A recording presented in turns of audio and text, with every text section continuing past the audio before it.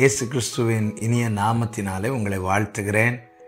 உங்களை சந்திக்க தேவன் பாராட்டின கிருபைகளுக்காக ஆண்டவரை ஸ்தோத்திரிக்கிறேன். இந்த நாள் தியானத்திற்காக ஒரு வார்த்தை உங்களுக்கு முன்பாக வைக்கிறேன்.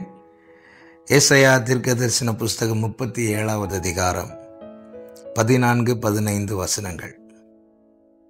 எசேக்கியா ஸ்தானாபதிகளின் கையில் இருந்த நிருபத்தை வாங்கி வாசித்தான். பின்பு எசேக்கியா கர்த்தருடைய ஆலயத்திற்கு போய் அதை கர்த்தருக்கு முன்பாக விரித்து கர்த்தரை நோக்கி, சனகரிப் அசீரிய ராஜா எசேக்கியாவுக்கு விரோதமாய் பேசின வார்த்தைகள், எசேக்கியாவுக்கு விரோதமாய் யுத்தம் பண்ண போகிற காரியங்களை எல்லாம் ஒரு நிருபத்தில் எழுதி ஸ்தானாபதிகளின் கையில் கொடுத்து விடுகிறான். அந்த நிருபம் எசேக்கியா ராஜாவின் கையிலே கொடுக்கப்பட்ட போது எசேக்கியா ராஜா செய்த காரியங்கள் தான் இதில் சொல்லப்பட்டிருக்கிறது. எசேக்கியா ராஜா 3 காரியங்களை செய்கிறார். 1, கர்த்தருடைய ஆலயத்துக்கு போகிறார். 2, அந்த நிருபத்தை கர்த்தருக்கு முன்பாக விரித்து வைக்கிறார். 3, கர்த்தரை நோக்கி பார்க்கிறார். கர்த்தருடைய பரிசுத்த நாமத்திற்கு மகிமை உண்டாவதாக. எல்லா பிரச்சனைகளுக்கும் பரிகாரம் ஒரே ஒரு இடத்தில் மட்டும்தான் உண்டு. நம் ஆண்டவராகிய இயேசு கிறிஸ்துவனிடத்தில் மட்டுமே உண்டு.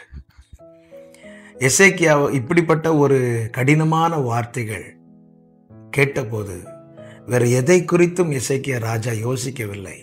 வேறு யாரிடத்திலும் அதை குறித்து விசாரிக்கவோ டிஸ்கஸ் பண்ணவோ ஒன்றும் செய்யாமல் உடனே எசேக்கியா செய்த காரியம் அந்த நிருபத்தை வாங்கி கொண்டு சத்துருக்கள் பேசின நிந்தையின் வார்த்தைகள், எதிரான வார்த்தைகள், விரோதமான எல்லா காரியங்கள் அடங்கிய அந்த நிருபத்தை பிடித்து கொண்டு தேவாலயத்தை நோக்கி போகிறான். தேவ ஆலயத்தை நோக்கி செல்லுகிறான். ஒன்றை புரிந்து கொள்ளுங்கள், நித்தம் தேவனுடைய சமூகத்தை தேடுகிறவர்களுக்கு மாத்திரமே ஒரு பிரச்சனை வரும்போது முதல்ல அவங்க கர்த்தருடைய சமூகத்தை தேடுவாங்க. நம்ம எல்லாருமே தேடுகிறோம். ஆனால் மற்ற பல வழிகளை சிந்தித்து, பல வழிகளை யோசித்து தேடி அது கைகூடாமல் போகும்போது கர்த்தரே தஞ்சம் என வருகிற அனுபவம் தான் நம்மில் அநேகருக்கு இருக்கிறது. ஆனால் இந்த எசேக்கியா ராஜா அப்படி அல்ல. அவன் சனகரிப் அவனுக்கு விரோதமாக எழும்பின போதும் சரி, வியாதி படுக்கையில் அவன் அகப்பட்ட போதும் சரி, முதலாவது அவன் கர்த்தருடைய சமூகத்தை தான் தேடுகிறான். தேவ ஆலயத்துக்கு போகிறான். போய் என்ன செய்கிறான்? அந்த ஸ்தானாபதிகள் மூலமாக எசேக்கியாவுக்கு கொடுக்கப்பட்ட அந்த நிருபத்தை அவன் தேவனுக்கு முன்பாக திறக்கிறான். தேவனுக்கு முன்பாக திறக்கிறான். நான் இதை ஆவிக்குரிய கண்ணோட்டத்தோடு சொல்லுகிறேன். எந்த பிரச்சனையானாலும் சரி, நம்மை வாட்டுகிற, நம்மை வருத்தப்படுத்துகிற, நம்மை வேதனைக்குள்ளாக்குகிற, நம்மை அழ வைக்கிற எந்த காரியத்தையும் சரி, தேவ சமூகத்திலே நீங்கள் மூடி வைக்கக்கூடாது. அதை தேவனுக்கு முன்பாக தெரியப்படுத்த வேண்டும். எல்லாவற்றையும் தெரியப்படுத்த வேண்டும்.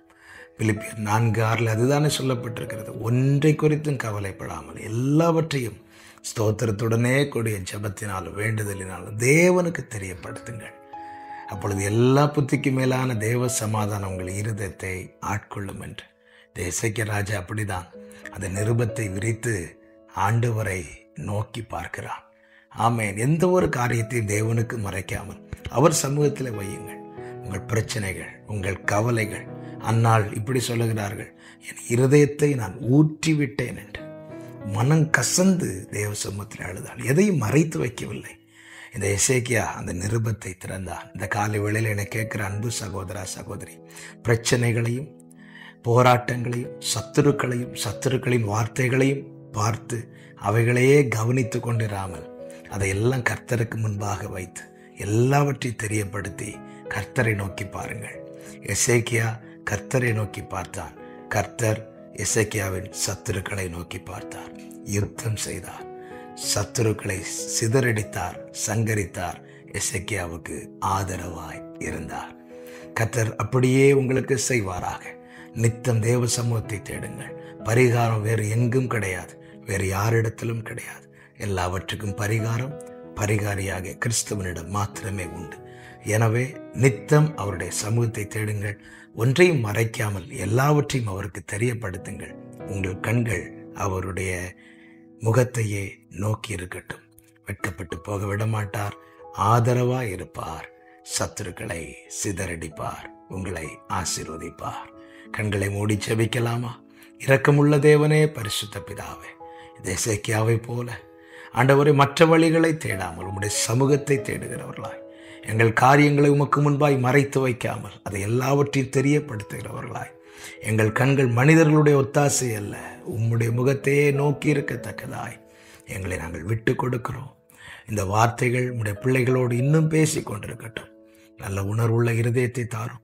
உடைய பிள்ளைகளை கலங்கடிக்கிற, உடைய பிள்ளைகளை வேதனைக்குள்ளாக்குகிற எல்லா காரியங்கள் எதுவாக இருந்தாலும் கர்த்தாவே, நீர் அதை பார்த்து கொள்ளும். நீர் எங்களுக்கு யுத்தம் பண்ணுகிறவர் அல்லவா? ஆதரவாயிரும். உடைய பிள்ளைகளை ஆசீர்வதியும். இயேசு கிறிஸ்துவின் நாமத்தில் பிதாவே, ஆமென். ஆமென். God bless you.